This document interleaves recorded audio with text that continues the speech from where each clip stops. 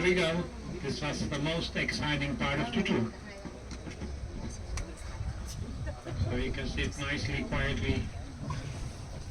And you see many small boats here. They are for rent. We have more than 700 small boats for rent in the village. And all these boats have electric engines. And also the cruising boats. They have electric engines, they're sailing about 50 in the village. Of course, the people are living here have boats at home, because many houses here you can reach only by boat. So some days it is very crowded here. Try to sail here more than 1,000 boats together in a small canal. It's not always possible, and many people rent a boat for the first time, don't know how to ride a boat.